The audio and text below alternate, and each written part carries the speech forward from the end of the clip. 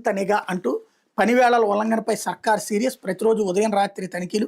రాష్ట్రంలో మద్యం షాపులు ఉదయం 10 నుంచి రాత్రి 10 వరకు, బార్లు ఉదయం 11 నుంచి రాత్రి 11 గంటల వరకు పనిచేయాలి. కానీ చాలా చోట్ల ఉదయం 10 గంటలకు ముందే షాపులు తెరిచి అమ్మకాలు ప్రారంభిస్తున్నారు. అలాగే రాత్రి 10 తర్వాత కూడా మరో అరగంట అమ్మకాలు కొనసాగుతున్నాయి.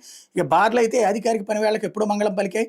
ఏ సమయంలో వెళ్ళినా మద్యం దొరుకుతుందనే స్థాయిలో అధికారికంగా అమ్మకాలు కొనసాగుతున్నారు. ఉల్లంఘనపై ప్రభుత్వం సీరియస్ అయింది.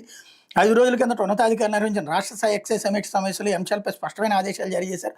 అందుకు అనుగుణంగా రాష్ట్ర వ్యాప్తంగా శాఖ అధికారులు చర్యలు ప్రారంభించారు. మద్యం షాపులు, బార్ల పనివేళల ఉల్లంఘనలు, షాపుల వద్ద తాగుడుపై అధికారులు నిఘా పెట్టారు. ఎవరి కోసం ఈ మోసాలు, ఎందుకు ఈ దిక్కుమాలిన వార్తలు, ఎందుకు ప్రజల్ని మోసం చేయడం? దాదాపు వారం 10 రోజులు అయినట్టుంది. ఆ తిరుపతిలో అభినయ్ రెడ్డి చూపించినాయి అక్కడ వీడియోలతో సహా. రైల్వే స్టేషన్ పక్కనే తెల్లారుజామున 6ంటికి 5:30కే అమ్ముతున్నటువంటిది. ఇంకా అక్కడ కొన్ని వాళ్ళ మీద ఏమైనా చర్య తీసుకున్నారా?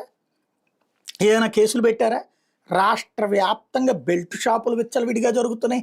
మద్యం దుకాణాలు రాత్రి పగలు నడిచేస్తున్నాయి. బార్లు అడ్డదిడ్డంగా నడుస్తున్నాయి. పర్మిట్ రూములు నడుస్తున్నాయి.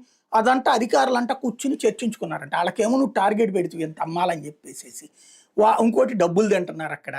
ఎవడి కాడు తింటంటే ఏమీ లేదు అని చెప్పి ఏదో కఠినం కన్నెర్ర చేశారు. ఇట్లాంటి దిక్కుమాలిన వార్తలతో ప్రజల్ని మోసం చేస్తూ బతికేయడం అయితే నడుస్తూనే ఉంది. ఇది దినపత్రికలు వచ్చినటువంటి